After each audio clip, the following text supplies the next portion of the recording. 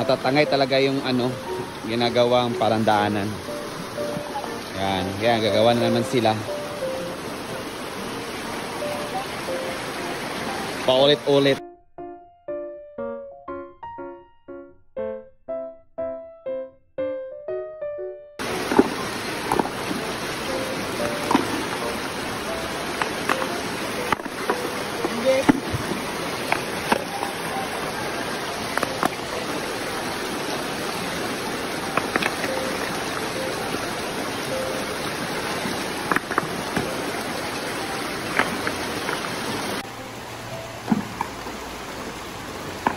So malaki-laki trabaho talaga to.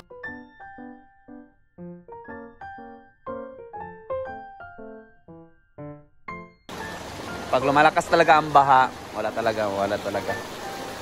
So yun na to. So pwede na makadaan ng mga guests natin.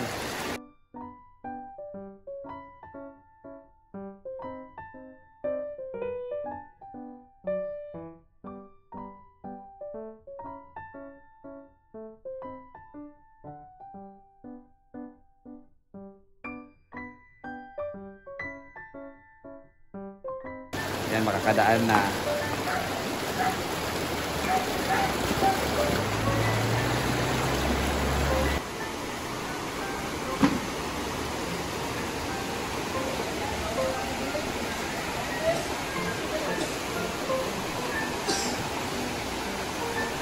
So may madadaanan na tayo guys dahil nakabike ngayon tulay.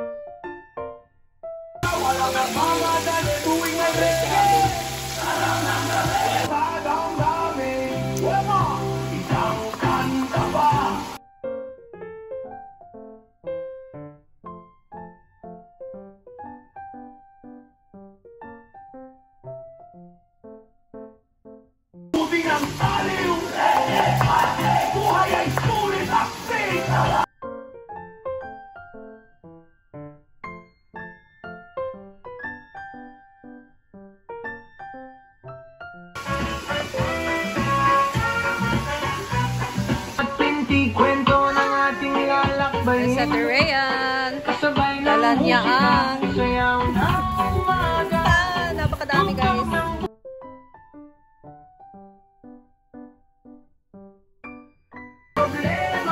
Sinasabay sa tulong tulad ng galaw sa dilim, aliw.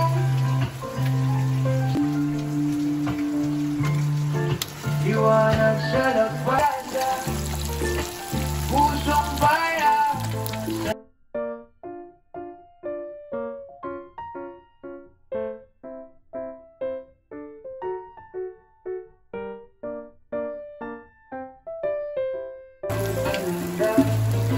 Bulong ng hangin, dasal ng bawat katiwanag sa lagbay, gabay ng langit.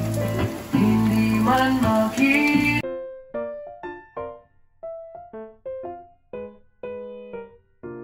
liwanag sa lakbay at diday pa.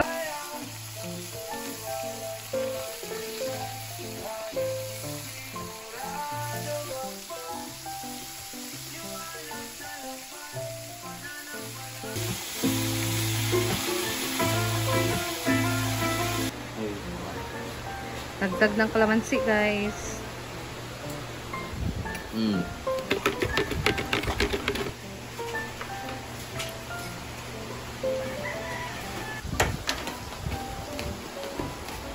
Kalamansi juice.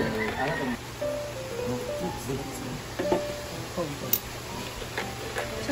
Bibig, ubog ako. Salain. Para matanggal yung mga salain. Ang tubigin. Buto-buto niya. Buto-buto ba? Yeah. Boto. Chorizo. So, lagyan natin yan ng honey. Tapos, iyarok na yan, guys. Sabog kalamansi dito po do. Wala na lang yung my love and so sweet. Hala.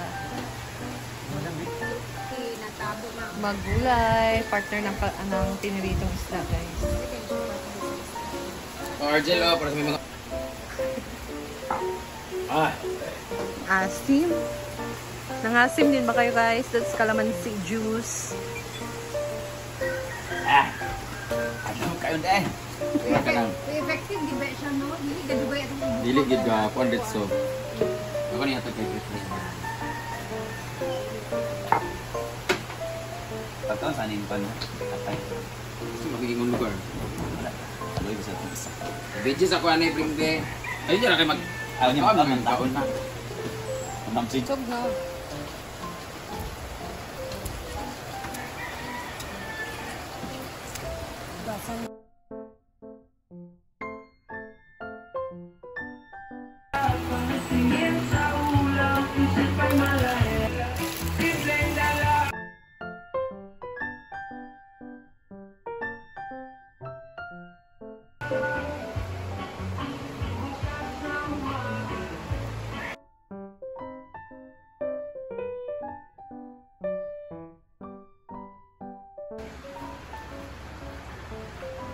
Hi guys! Nandito tayo ngayon sa pool!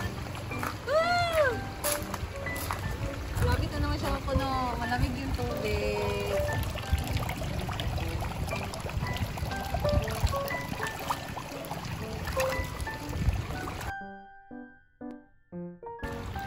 Ayan guys, hindi tumitingin. Oh, nabasa. Ano naman to? Dito guys, oh. Diyos ko!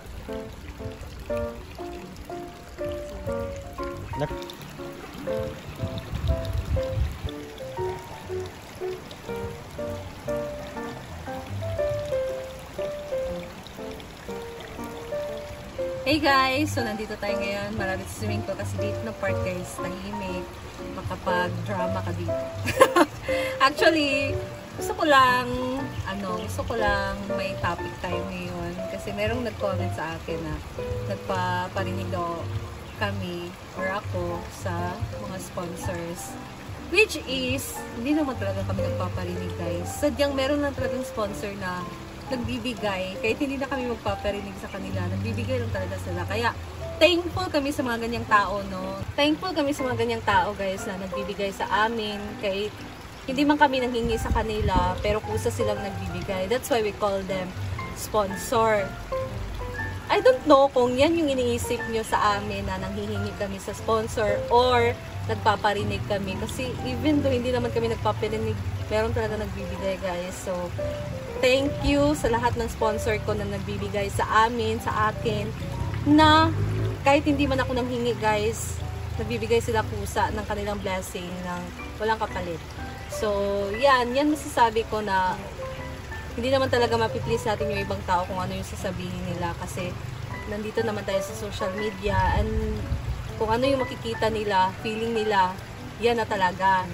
Which is, hindi naman talaga lahat na nakikita nyo is yan na talaga yung takbo ng buhay namin guys. Hindi naman ganyan.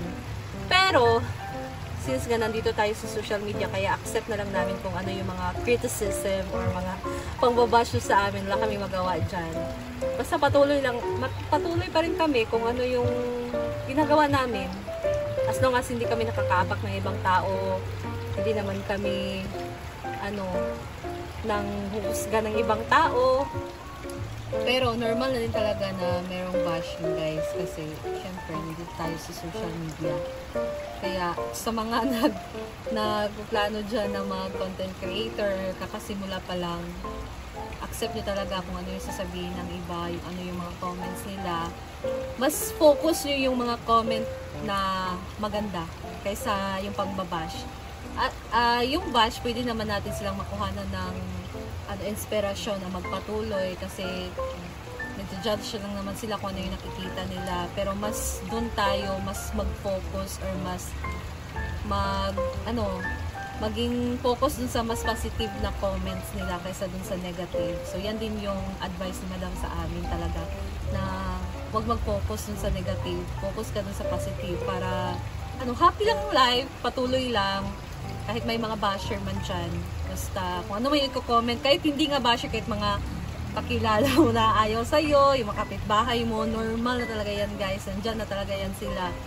Yun bang dapat mo pa silang sabihan na ganyan para kasi masakit sa kanila pag umasenso tayo kaya dapat push lang tayo sa goal natin. Kung ano yung gusto natin, gawin natin yan guys kasi alam naman natin na nandiyan palagi ang Panginoon kasama natin. So whatever sa mga basher, basta patuloy lang tayo and ayan, life must go on. Be happy lang and be kind to our words. Ganyan lang.